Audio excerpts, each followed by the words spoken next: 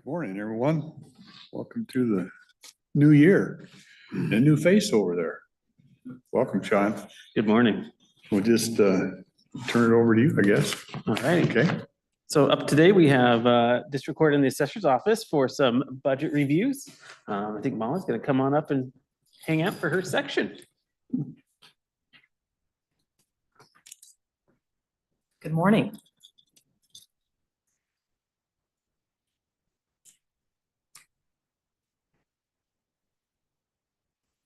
So at first, District Court Probation Services, General Fund. So once again, we know the role with General Fund. Nothing's going to balance here as we do supplement.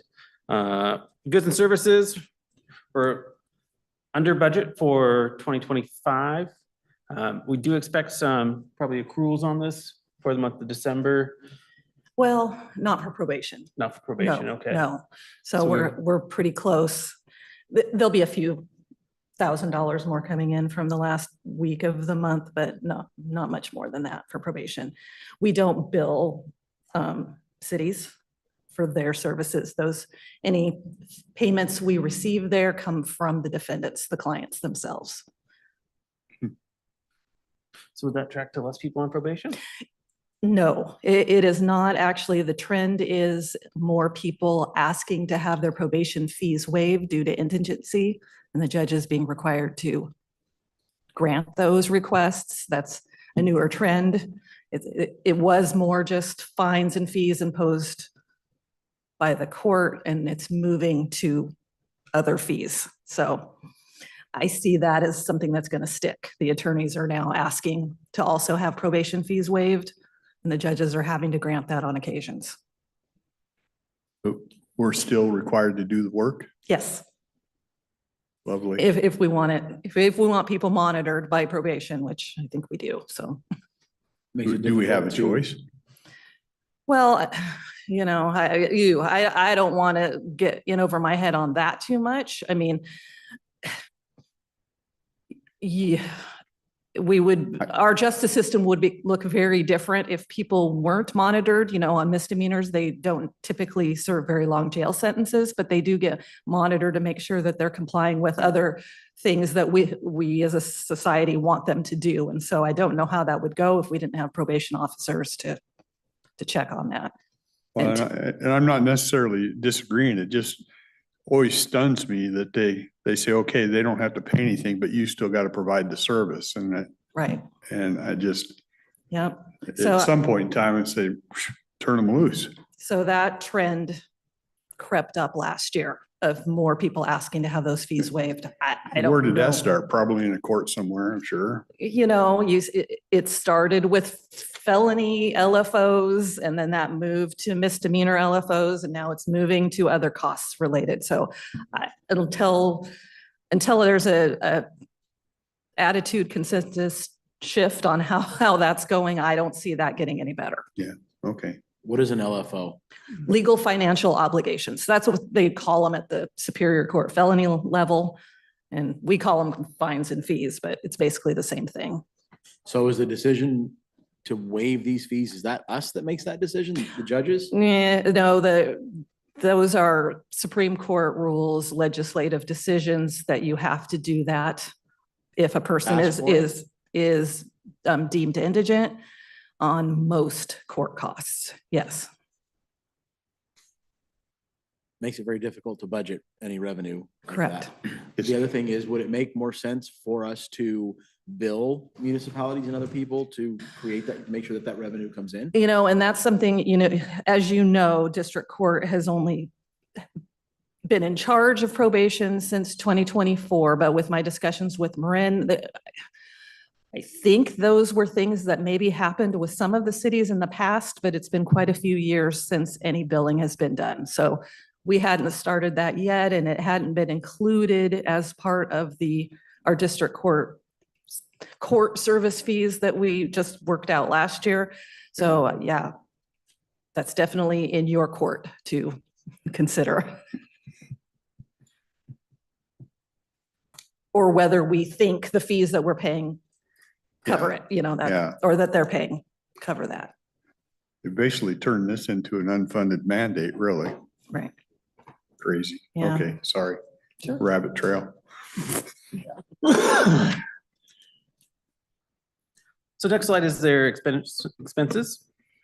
We still have one payroll to go for the year, so we were looking good on budget for personnel. We'll end up about 540 is our estimate there. Supplies, 5,300. Services, we are about 10,000 under budget, but there may be some outstanding bills still to be paying on those. Maybe a few. I think we'll be fine. So it'll be right around budget there. Shouldn't be much. And that's probation services.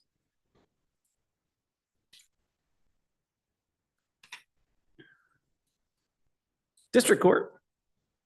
Intergovernmental looks pretty spot on.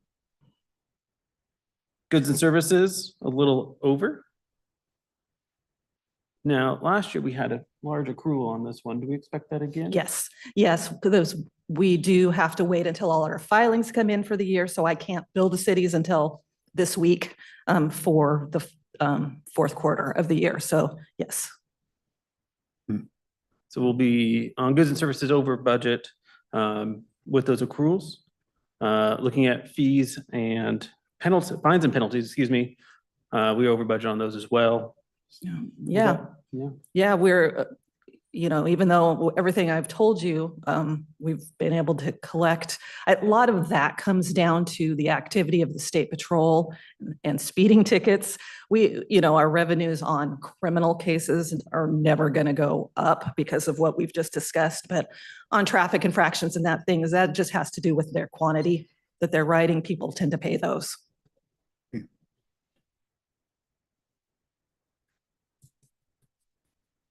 I'm not gonna touch that statement. Yeah. It's just a fact. People tend to. Yeah. So personnel, once again, same here. We have one more payroll to go through here. 2.14, looking to settle out the year, and our estimate's about 2.24 million, still under budget, similar to prior years. Supplies are in line. In services, we probably have a few invoices still to come in, but in line there.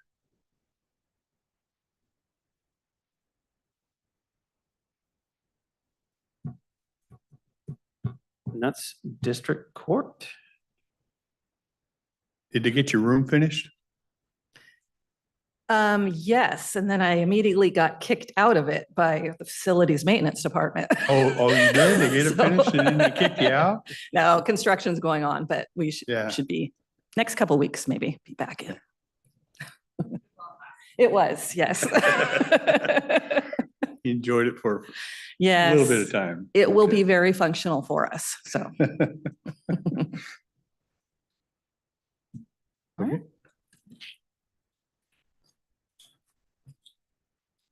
Thanks, Molly.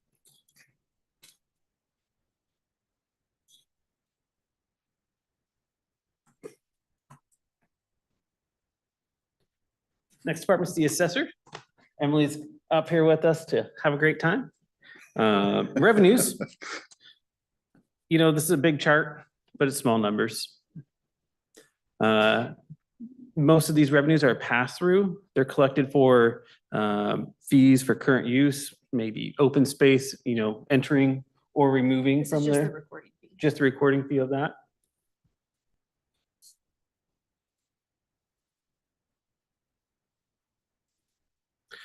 Expense-wise, once again, one more payroll left to go. We're showing 1.9. We're estimating that we'll end up about $2 million at the end of the year, still a little under budget. Supplies, 20,000 of 36. Services were about 331 of 414. And then some accrual items on the end there. That's not something we need to worry about. Do you want to talk about your main service item at all for 2024?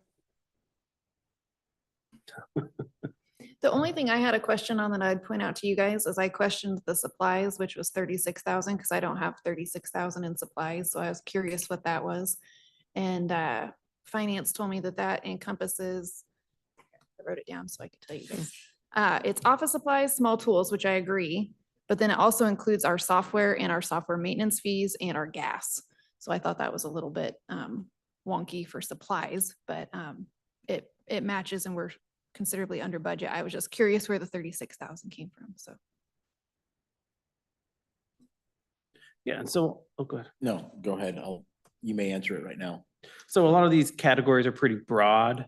You know, if we look at our trial balance, want to look at this, you know, anything with a 5.1 or a 5.2, it's gonna be personnel's 5.3, supplies, and 5.4s are gonna be our services here.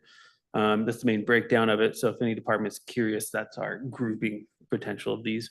We can always go more finite if anybody would like to go deeper into this. I would like to see that. I don't know if I want to see it in this format, though. Mhm.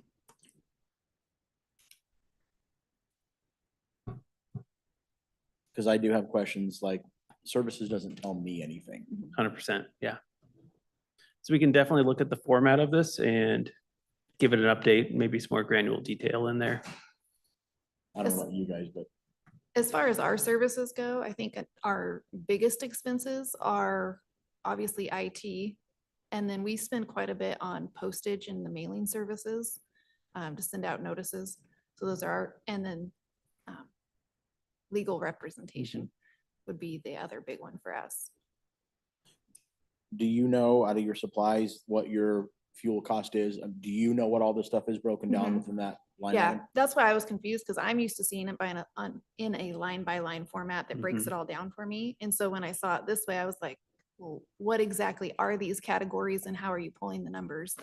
And so, yeah.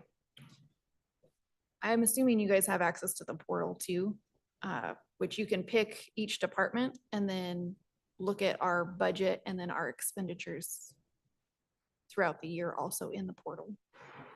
Same thing we use.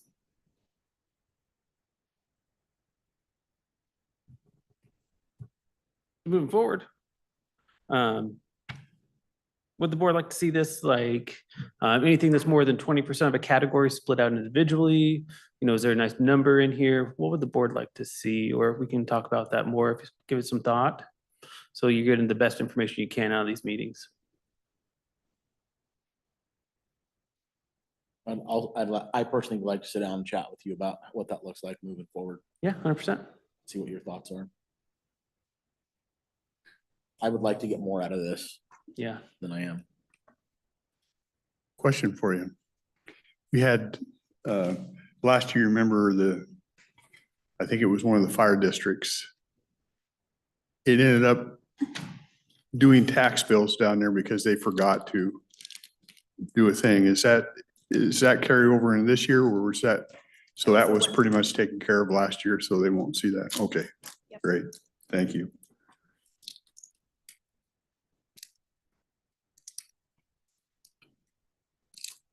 Other questions? Thank you. Thank you.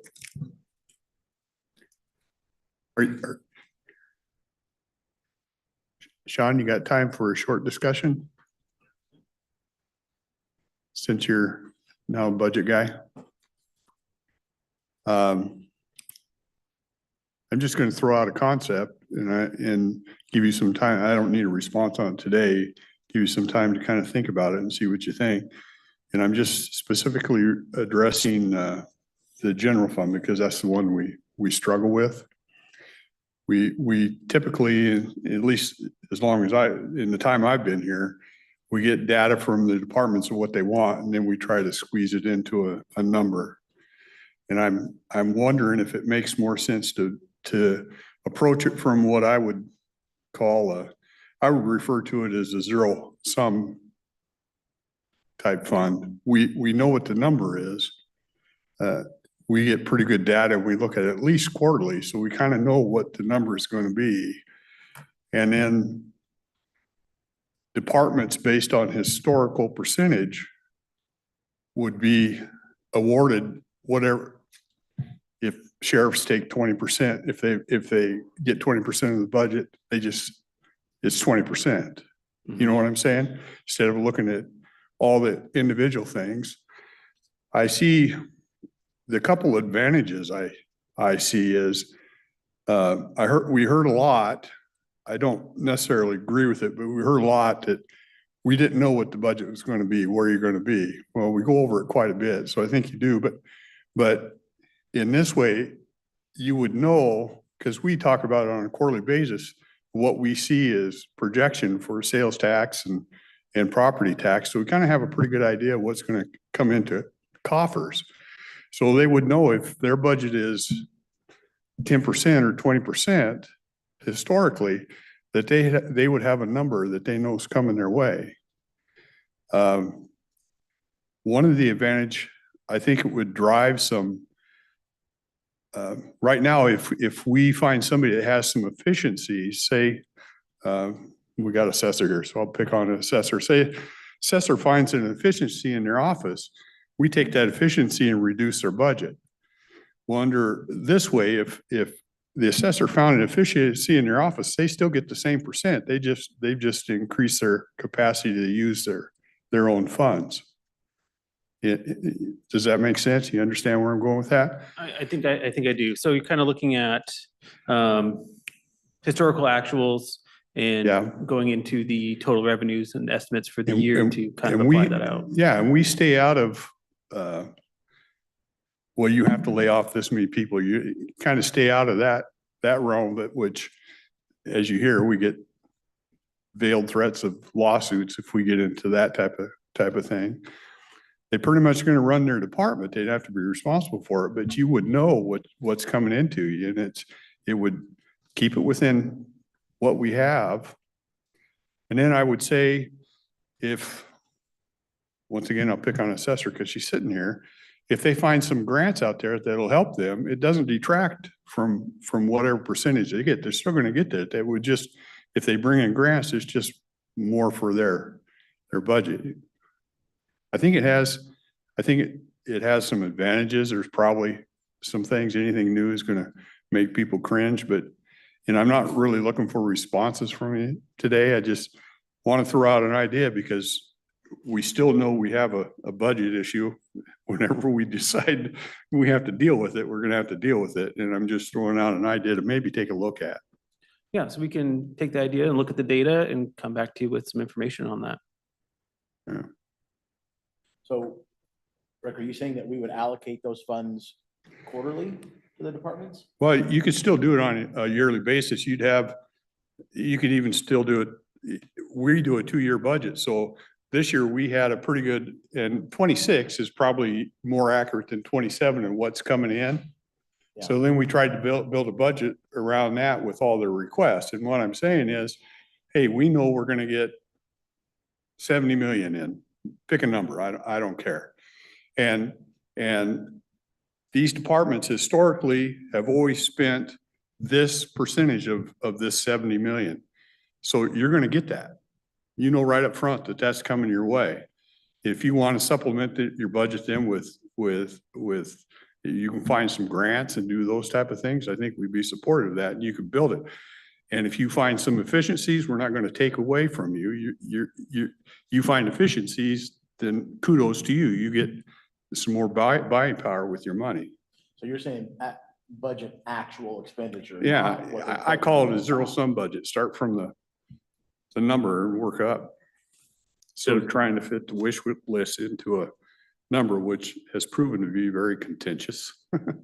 So is it safe to say that year over year for the last 10, 12 years, that those percentages per department have been pretty stable? I think I haven't looked over a 10-year period. I think we would find that. I think you need to do a little research on that. I'm not even I actually went out and tried to find some data from different counties to what they historically spend on different things, but it's hard to find. So I know we have our own data. So it may be something to work up. You can probably put it into a sheet, say 10 year. I just took the last couple of years. I think this is what these departments have. This has been their percentage of the general fund budget. Just a different way to look at it. As economy increases, their budget's going to increase. On the flip side is if economy slows down, their budget slows down. But they'll always know what they're going to, you'll always be able to calculate what's coming your way. And you should have plenty of lead time to try and supplement with some grants or try to find some savings in your own arena. to help with that. But, so what you're saying is, based on your actuals, you're gonna get that ratio, whatever that percentage is, directly to you. If it's 75 million, you get that percentage of 75 million. If it's 68 million, you get that Right. percentage of 68. Right. Got a question? I do. Since I'm here, I thought I would just ask a quick question about that. Would there, in your idea, would there be a mechanism to make a change to that if something happened, say the legislature decides Yeah, that you're going to have to do this piece of workload that someone else did? Would there be a way if you knew the percentages were going to change in the middle of the budget cycle of your? Yeah, I think you have to be Work. fluid with that. I think it's something you Okay. have to monitor all the time and make sure, like I said, I'd love to have more data than Cowlitz County. You know, if you had data from different counties, or even if the state compiled data, it's really hard to weed through the state. I've tried to look through some state data, but I'm just trying to look for a way to make it more clear so they will understand what's coming their way. In good times, you'll look at it and you go, hey, this is going to be good for us, you know? And then anything above, I think we keep at least 2 months reserves, is what the auditors have, and above, and move on from there. Just a thought. I say these things, but we're public entities, so I say these things in public record, but some people take it as gospel, and it's really not that way. I'm throwing out an idea and do some work on it and see if we can make some sense of it. So we can definitely get that information together and present that to the board. Yeah. Molly, are you insinuating that the legislation makes us do things without funding them? Maybe. No. They wouldn't do that, would they?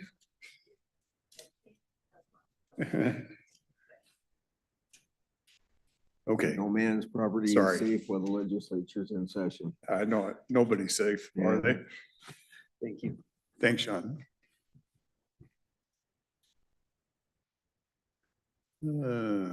Is agenda item. Is Gina on? Don't see her. Let's building and planning then.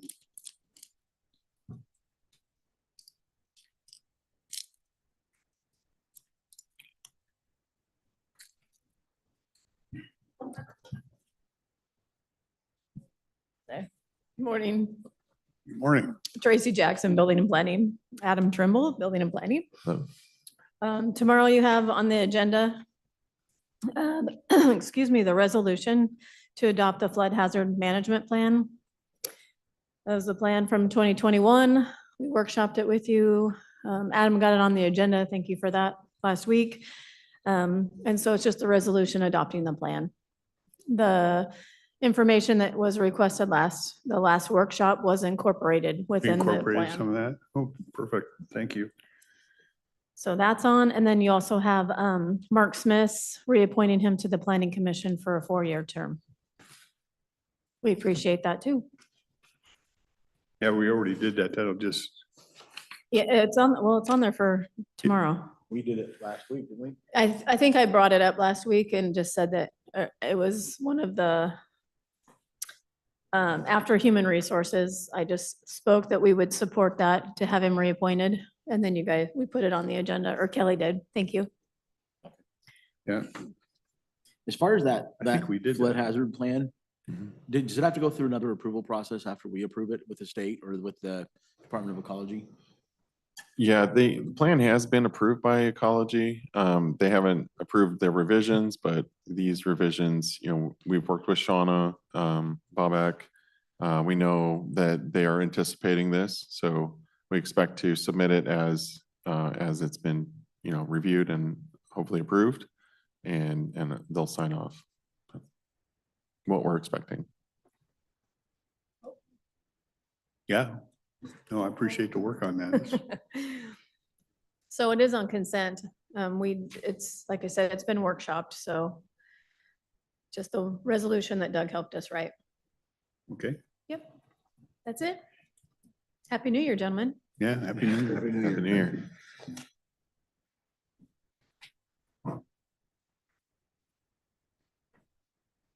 Gina.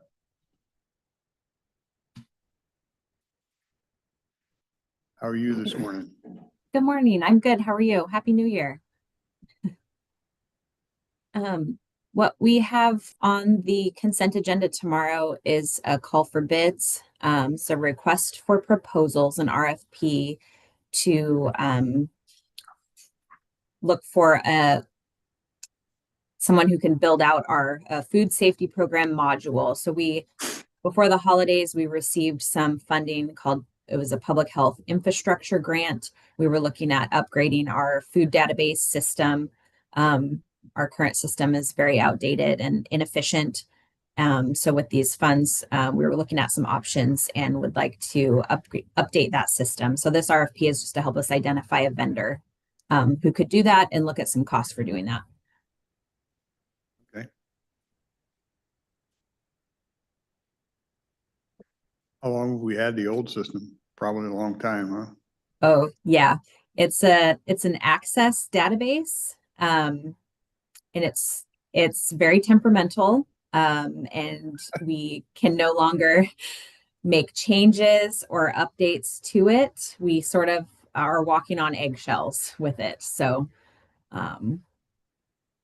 yes, a new system would be amazing. It would really open the door to some different features that would be very beneficial to our restaurants and our customers in terms of applications, payments, inspections, all of those things. So we're pretty excited about it.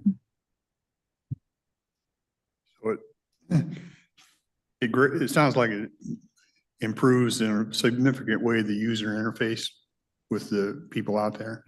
Yes, it really increases a lot of efficiencies for everybody, staff, customers, restaurants, kind of the whole package will open up the opportunities to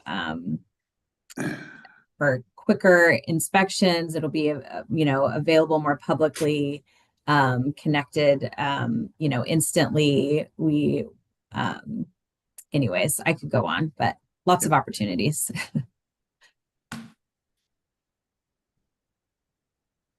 Okay. Thank you. Okay. Thank you.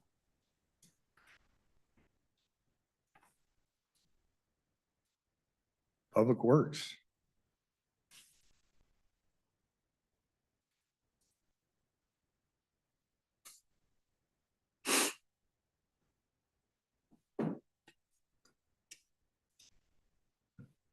So good morning, Susan Eugenius, County Engineer. I brought Sean because one of these is one of his projects before he abandoned us. So on the agenda item, we have reject all bids for the Camelot large on-site septic system. We discussed it in a workshop, and this is to formalize that the board does agree to it. If you recall, we had 3 bidders.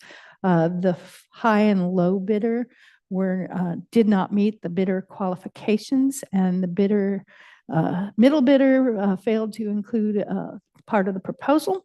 The low bid was over 100,000 more than the engineer's estimate. So we're going back and reworking this project to rebid it in hopes of getting more competitive bids. And we're opening up the bidder qualifications a bit so we can get hopefully better bids based on comments we received from other bidders. So we need to do this formal process. So 2 didn't meet the qualifications we had in place for that one. Yes. And 1 forgot an item. Forgot one of the bid proposal sheets was not in their submittal, and they were the middle bidder, and the middle bidder was, I'm going to do math in public, so let's see how well I do, was about $250,000 above the engineer's estimate of just over 600,000. So it's quite a cost increase. So we're looking at ways to bring it back into our budget. Okay.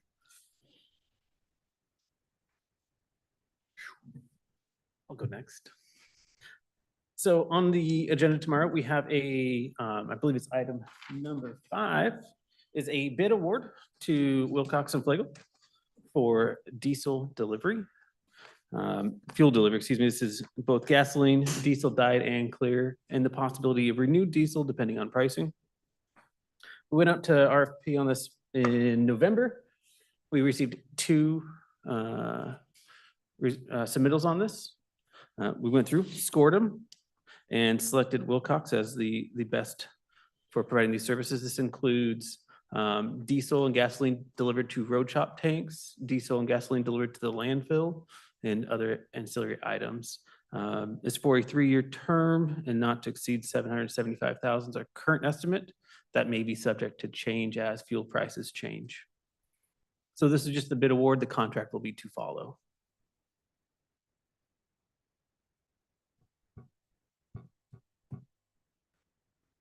It's just kind of where you thought it would land? Pretty close? Pretty close to what we've been spending in the past. You know, we wanted to make sure that we get new contracts in time, so it was time. This is the current provider we currently use as well. We had a brief conversation about this before. Just because we're currently using them doesn't necessarily mean we're happy. I'm not saying with this particular contract, but it doesn't necessarily mean we're happy with them. It just means they came in at the lowest bidder. So this one's an RFP. We did score it on multiple qualifications. You know, price was a consideration, but we also looked at, you know, customer support, delivery supply capabilities, their experience, their qualifications, and so we are happy with this one as well. Good.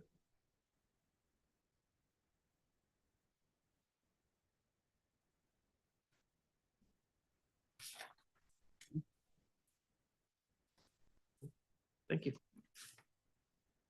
So the remaining item Public Works has is item number 6, which is the ERP number 820 for Barnes Drive emergency repair. This sets us up in our tracking system that we can put the cost to it. Our estimate as of right now is $610,000 to repair that. We are anticipating that we will be eligible for the FEMA and Washington State Department of Emergency Management reimbursement, and that rate is estimated to be at 87.5. Generally, FEMA pays 75%, and then the other 25% is split between the state and the county. So that's where we came up with that 87.5%. So that's an estimate of $610,600 for the contract, construction contract, and then 10,000 for basically Public Works surveying and inspection and contract management. That's our current estimate. So we wanted to get this set up. We have, to give you an update on the overall project, I have the contract, our draft contract in my box. I was reviewing this morning to get to the contractor, but he has been given a survey, what our estimated quantities are, so that he can start working up his proposal. We've been working with FEMA on what their contract requirements are, so we can have those included in our contract, and we're hoping to have that to you by next week at the very latest, so we can get it signed and get the contractor out there. That's our path moving forward. I know PUD has been out there working on getting the power cut off through the middle and their pole out of the way. And then there's some telephone that also needs to be removed. So if all goes well, what's our start date? So our start date for the contractor, I'm looking, I'd say the middle of this month, so 2 weeks. Okay. And the contractor knows this, it's their winter, so for them, it's just shifting a crew or bringing people who laid off for the winter in to do some work. So he knows that this is an emergency. We want to get out there, get it filled up. So the only hitch might be when we're done filling it up, we may have to wait for a month and a half before Lakeside's open, but we can open it up to local traffic only on a gravel roadway. We may not have asphalt in once it's filled. We may have, because Lakeside's generally closed down until sometime in March.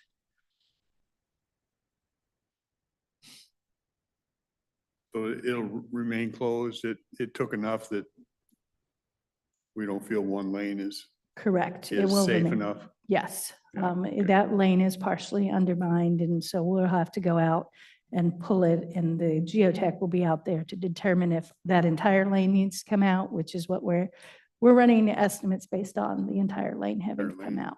Yeah, okay. So what would be an estimated completion date? So to get it filled up and open on gravel, we're looking mid-February and then coming back in with final paving once Lakeside's open. Okay.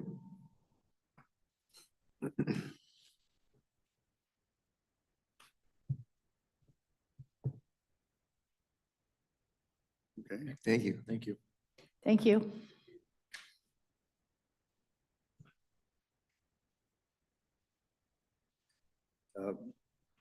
One other item before we move into human resources, just your guys' opinion.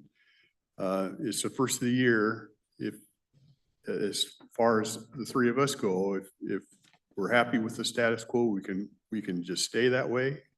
If you want to open to elections, we can do that too. As far as what? Chairman, vice chair. I don't care about that.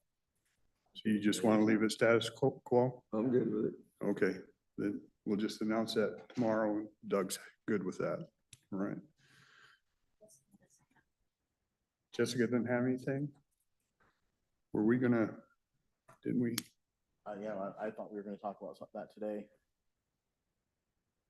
But didn't we have to have, I think we were waiting on an David? attorney to get. Okay, so, I think we gotta talk to the attorneys first. okay, all right. Okay, where are we good with the, did we come up with a thing for the liaisons in our boards? So it sounded like we wanted to keep all the same committees and stuff. Yeah, the boards and the committees. The liaisons, we can, there was an old sheet I had that showed how it was done up, and I think some of the history, I think Mike had a lot of Mike Moss was kind of, had some of the history of why that was. I'll probably get this wrong, but I think it kind of came around when we decided not to have an executive county administrator anymore. So they divided some of those up, and initially everything was to run under Mike. No? Initially, as I was listening to the meetings, it looked like they were going to kind of change how things, Public Works was going to be taking on more. But then I think it ended up going to the liaisons. Yeah, Savannah might have more. Yeah. Then they divided some of the departments to the commissioners, and those departments, if they have something, would go to that commissioner. And I had, under me was WSU and Expo, and WSU always had a meeting with me once a month, and Kim, when something comes up, she usually gives me a call. It's incumbent upon us then to bring it to the others, because we are a three-man partnership here, but that's kind of where that extended from when the executive director went out. I think that was the key point. Savannah Clement, Public Works. So that was how we had board liaisons even prior to Oh, you Axel did? being here. Yeah, I don't know that they were as involved. I can't speak to that. But it was sounded much like what you described, meeting once a month, coming back, having a general understanding of their liaison reports, what was going on in those departments. And then when Axel was here, of course, they reported to him. And then when he left, as far as Public Works and the creation of public services, is when they shifted all the departments that used to report directly to the executive or the chief of staff, went to us. But as far as the liaisons, those remained in place. And I just don't know how that transitioned to nowadays. It doesn't seem like, well, I know we don't meet once a month with our liaison, and so maybe if that's something to discuss to move towards. I think hearing from some of the electeds and department heads, I don't want to speak for them, but that's an interest, I think. Commissioner Rader, in our leadership meetings, that's been discussed pretty heavily. Kelly, you were there, so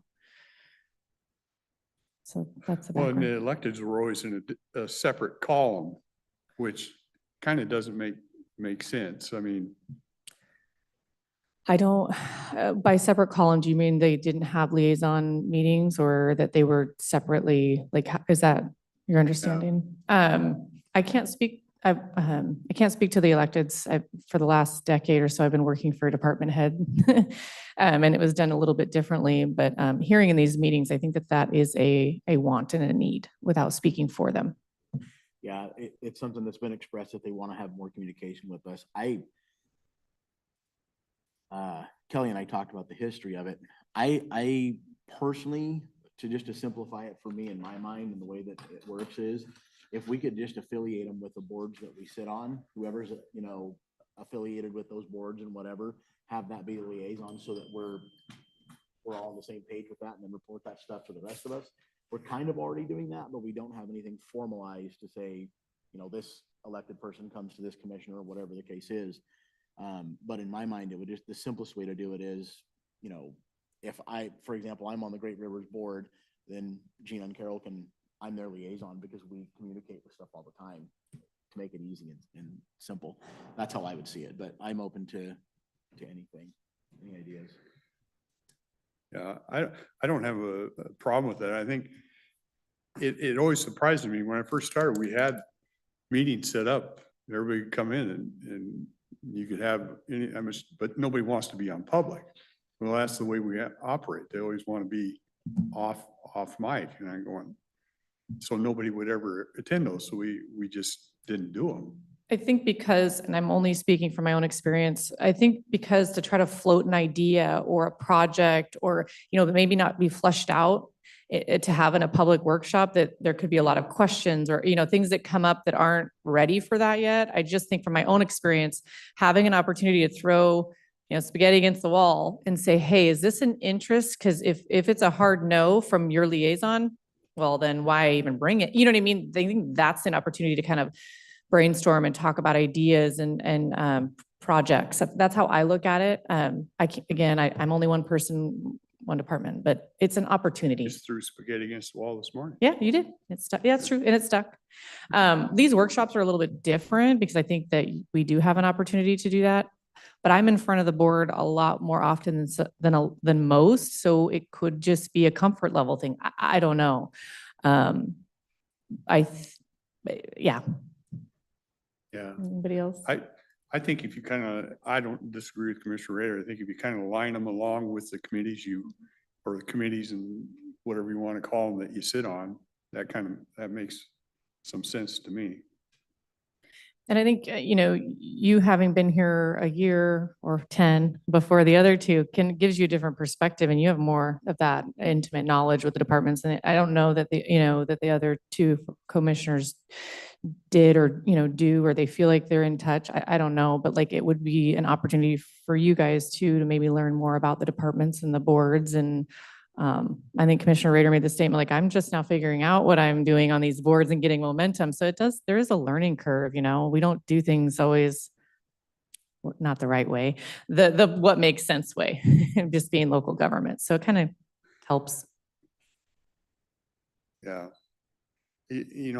I understand what you're saying on some of those, but if it gets to the point where it's past spaghetti on the wall, then I think it needs to come into an open discussion. Oh, 100%. And I'm not advocating to say we have to have one-on-one meetings with the board, not at all. I was just kind of thinking maybe that was why you don't see a lot of departments up here, maybe for that reason, or electeds, maybe a comfort issue, too, not knowing if it's appropriate. We have been kind of in this weird, not purgatory, but gray area for a year or so, kind of not knowing if, I come to the board a lot, so I don't maybe feel that way, but I think maybe there's that, do we want to say this in an open meeting if there's not that communication there already? I don't know. Obviously, I'm throwing stuff against the wall right now. To your point, Commissioner, that's going to be incumbent upon us to make sure that it gets brought out to the three of us. Oh. Mm-hmm. Yeah. Well, I guess the flip side of that is if there has to be a balance here somewhere. If you can't have one-on-one meetings and figure it out, or even for us to be trying to figure out behind the scenes, what the hell's gonna happen in a public meeting. Mhm. It shouldn't be a decision made before the public meeting. It should be No. a decision made in the public meeting. No, there shouldn't be decision making. And I honestly, what you guys would be doing in those situations is you're substituting for a chief of staff is really what it is. You know, these are people, if they had a department head, they would be going to that department head for these things. We just don't have that, which is fine. So when we haven't had that. And so this is kind of the weird intermittent way of dealing with that. And it's not good or bad. It's whatever. I mean, we can Yeah. continue how we're doing it. So. So kind of want to direction here and kind of line them with what we already sit on. Okay, Yeah. that work for everybody? Okay. Anything else, gentlemen? Okay, Good. we will adjourn. Thank you.